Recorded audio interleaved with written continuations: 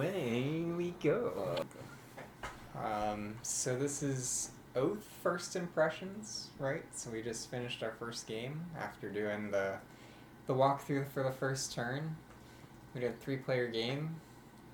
Basically, the story ended up being that myself, the Chancellor, was busy fending off a wannabe usurper in the Red Exile, when it turned out all along the Blue Exile was a long-lost heir and tried to make himself a citizen and be part of the realm, and I went and exiled him again, and then used that to rally the people and win through a vision of rebellion.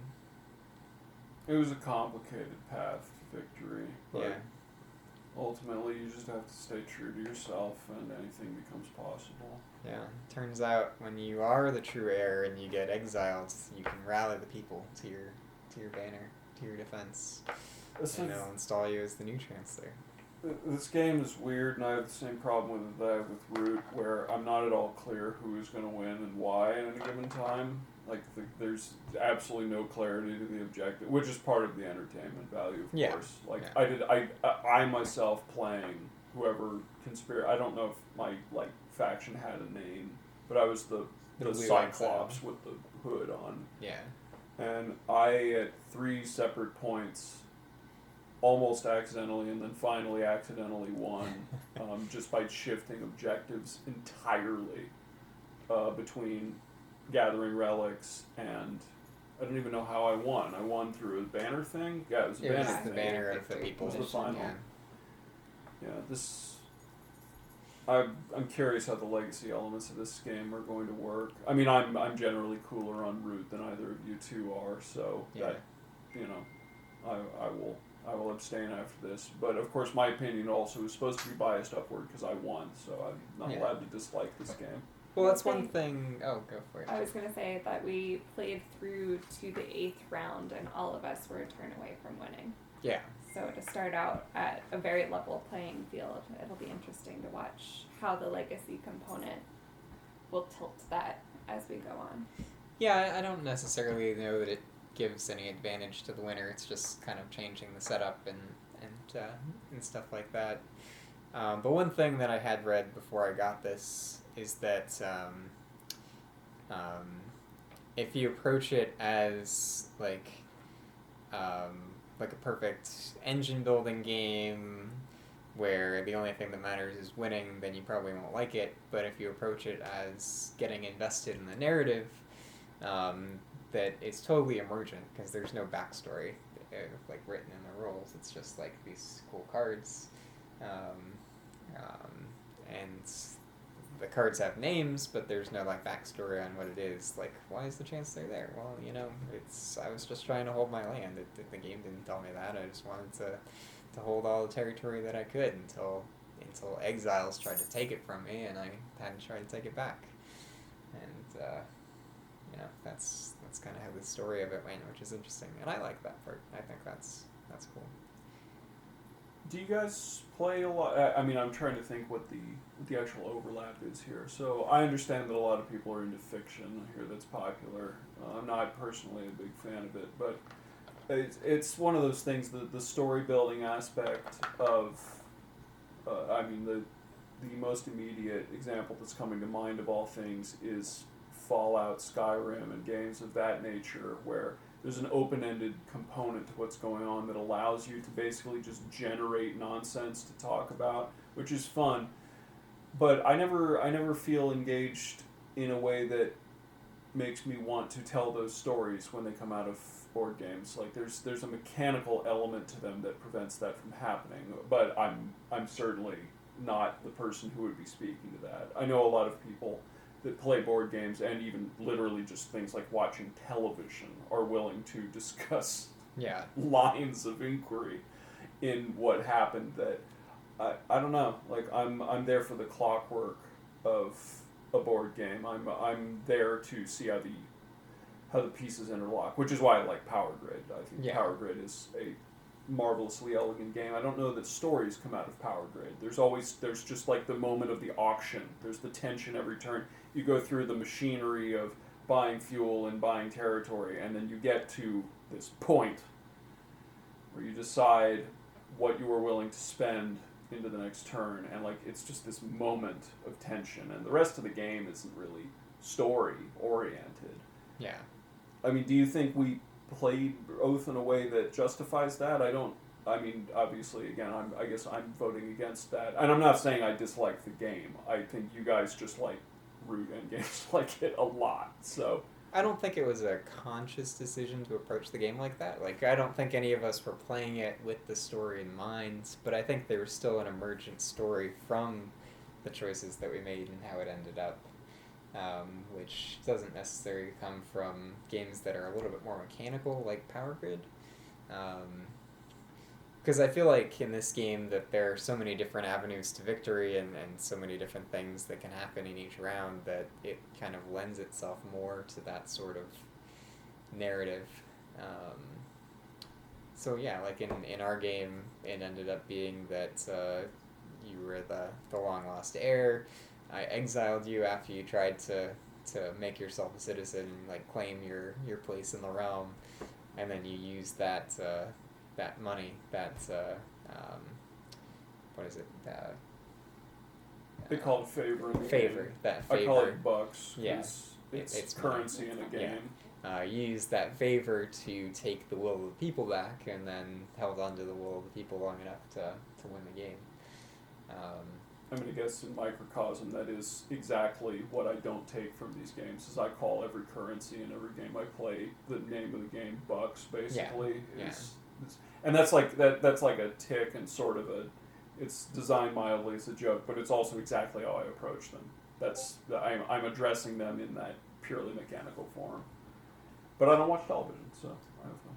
But also, I think that games like this are nice because you can focus solely on the mechanics without having to depend on the story to drive forward or to have Yeah. a strategy. Yeah. And so, because of what the cards are, a story will inherently come out, but you don't have to be a story-minded player in order to be successful. I guess the flip side of that is, could you be a story-oriented player and win? I think you could. I disagree. You have to have some like knowledge of the mechanics, but if you're playing a story, I think you certainly could win. But yeah, it would be harder if you weren't just trying to win for mechanically. I mean, it's weird. There is a push and pull in a game like Power Grid where I find that there's an amount that you can sell that improves your odds in that game, where you can be mildly deceptive about what you're trying to achieve in a way that doesn't involve mechanical mastery, because there really aren't that many steps. This game, I mean, I said up front, I didn't know how I was going to win at 3 separate points in this game. Like, Yeah. The victory conditions were fully emergent. They occurred to me in cards that I drew out of a randomized deck. So I just happened to be in a position where that worked out. But we have to. Western Union's calling. I don't have an account with Western Union. That's probably want to look into that. But Yeah. but yeah, I mean, it's not impossible that will happen. It seems strange that they don't give the factions names. In Root, they all have not even just like a single name. They have actual like verb noun type factional names, and they didn't give them. At least I don't think they did. They didn't, no. And we didn't talk about how this game works at all because we're bad at reviewing games. But basically, there is one player who's the Chancellor, who owns a bunch of land at the very beginning of the game, and at least in the version of Oath that we were playing, my goal, was to hold that land, or basically own as much land as I could. And every other player is an exile. And I think all the exiles are mechanically the same. I think the only differentiation is the art. But we had the red exile and the blue exile. That's true. They call them the blue and the yellow and the red exile. It's Yeah. very strange. In Legacy games, they generally let you give things names. Yeah, well that's and one thing with legacy games that at least are advertised as legacy games is that they do make it harder to, I think, play through the game later when you're done with the legacy part. Like we have Charterstone, which supposedly is supposed to, when you finish the legacy campaign, be a like unique board game. But I don't know. We've played it a couple times, and I'm not sure how well it actually works. And like what's it called? Pandemic Legacy is great, but once you're done with it, you're done. You're not going to play through Pandemic Legacy each individual season again once you're done with it. I'm perfectly fine with that. In Pandemic, I think the legacy format, the greatest blessing that the legacy format brings to board games is it finality. Most board games is a recognition that people are not going to play them more than a dozen times. Yeah. So if you just build a game that assumes that that's going to happen, it opens up the playing field. I mean, the original Pandemic game is a relatively well-constructed game, but the legacy games are categorically superior. Oh, they are so much. I don't know whether you two have played the seasons. I have Season 0. We could absolutely. That's a 4-player game, and Matt's not going to be around for a month. Season 1's great. Season 1 is excellent. Season 2 is also very good. It's so mechanically diverse from the first one, it's a little harder to judge. But no, the legacy format is extremely cool. And there are only a handful of board games I don't think would justify legacy in their games that you would play over and over and over and over again, like Codenames or Root in your case. But I mean, this game, I think it's subtler in this game. It's not like the changes between games, I think, and we haven't played a second game, so it's hard to say how they impact it yet. But just from setting up the end of the game to transition to the next game, I feel like it's a little subtler than most legacy games are. In it's hard the to elements know. of that, yeah. It's hard to know how to get it, but yeah. I don't remember how many other. I mean, I made a Small World Legacy that was good. Were you? I opted out of that Yeah, you deliberately don't like because Small I World. don't like Small World. Yeah, which went really well actually. I was happy with how that went. I would like to do it again. And that was defined at 6 games. Yeah. So. No, having an arc doesn't hurt. I mean, that's actually, to go back to the television analogy, it's a lot of what I don't like about television, is that it is built open-ended not because that is like rhetorically or narratively useful to do, but because it is a financial necessity that the show be able to continue. Yeah. And that hamstrings television in a way that movies are frequent, or at least not until movies became serialized nonsense in cinematic universes. It depends on the show. Like Chernobyl is a miniseries. It was always created as a miniseries, so there's this a 6-episode arc, and it's not going to be beyond that. So yeah, and no coincidence, that was pioneered by the BBC. That was not an American invention. Yeah, but even like The Good Place knew going into it. It was 4 seasons, and that was it. And it's superior television, I think, because of that. And I think that was it Mike Schur? Yeah. Mike Schur. I think he has enough influence with the network that he's able to do that, whereas most people who are creating a TV show, the network will want them to keep it going if it's successful, even beyond that. But it's How many games is Oath supposed to be? I mean, it's the legacy aspect isn't like defined in that way. Oh, it's not. So Okay, that explains a lot about. Yeah. Okay, see, when we were reading through the rules in the back, that okay, It's just I that- didn't know that. It's just that each subsequent game will have a slightly different setup and a slightly different deck of cards that you're pulling from for the world deck. But Okay. otherwise, there's no limit. You can play as many times as you want. And what I've heard, what I've read, is that the more you play it, the more like meta develops that's unique to you. That's going to be because the deck is going to get filtered in a particular way based on who's winning. So like you won, and Arcane or Arcana became like the suit that's becoming more prevalent in the deck at the end of the game. So there are going to be more Arcana cards than there were in the previous game, and that will influence how we play subsequent games. And if the next winner is Arcana, or focuses on Arcana as well, then that will just kind of build on itself, and it'll be like a more mageocracy type of thing that's trying to rule the realm of Oath. Whereas if we push it in a different direction, the winner has more like beast cards, then it could be a little bit different that way.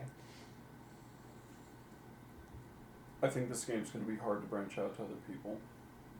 This game is very mechanically dense. It is. There's a lot. I It does. agree. I think it has a lot of the same problems that Charterstone does. Although Charterstone it has like a defined number of. Charterstone's very defined, and you make in Root. You're not destroying anything. You're not like writing anything or adding stickers on any of the pieces. It's just you're changing the distribution of the cards. Basically, is what's changing, And that's- which isn't permanent. That makes it so weird because that's Whereas Charterstone, you're writing stuff. You're putting stickers on. yeah. Everything is more permanent. Yeah, that's what Legacy affords you. It seems strange to forfeit that. I guess we'll see, but I mean that is a lot of what Legacy allows you to do. Is it's a way of bringing the Advent calendar concept to a board game. Is you get to open the new box every day. Speaking you get to see what's inside. The most recent Frosthaven update, they're actually adding an advent calendar to keep track of scenarios. Yeah. Why not? I mean, that's a lot of Gloomhaven has that exact feeling. It's like every time you get to go to the next page, you get to open the box, and it's got the new guy in it. And it's like that's a significant amount of the appeal of that game. I'm told. Yeah, it's fun. Opening a new box, discovering who a new character is a fun part of Frosthaven.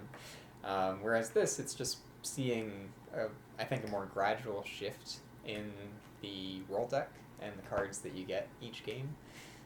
Which again, we've only played one game. I think you need more to see how that actually affects it. But I'm excited for it. I think that's cool. We'll see. So final thoughts. First playthrough. What do you think of it? I No think pressure.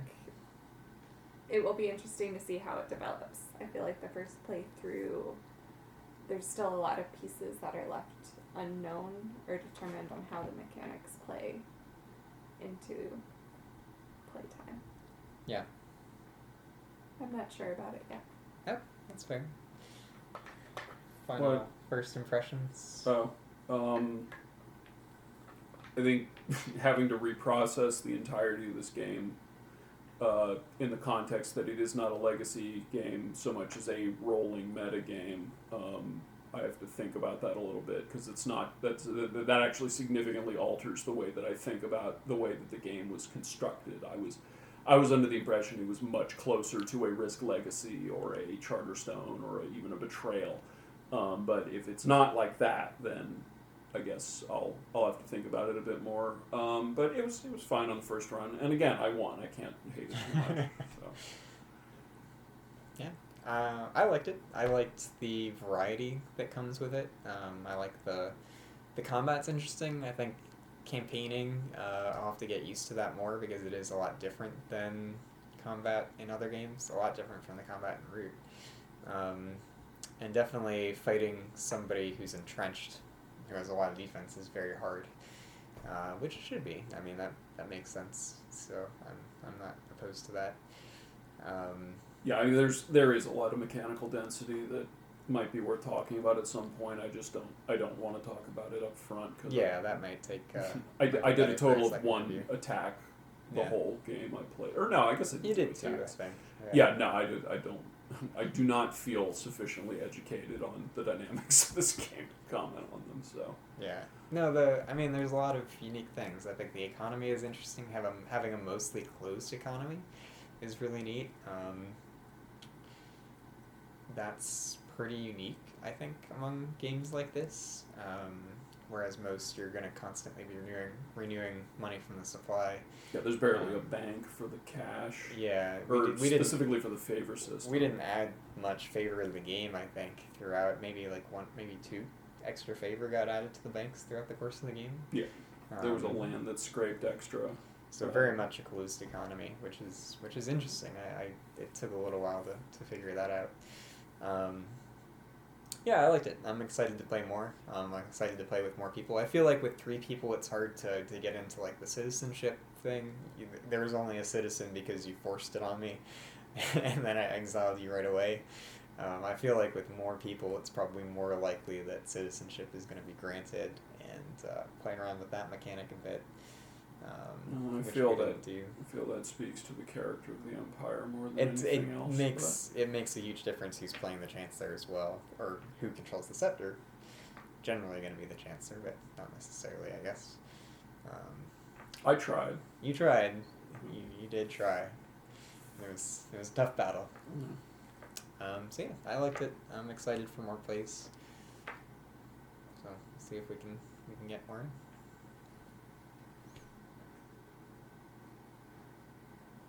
Any other thoughts? And what? Oh, I thought we already did. I guess we're good. We gotta go pick up food. So. Food.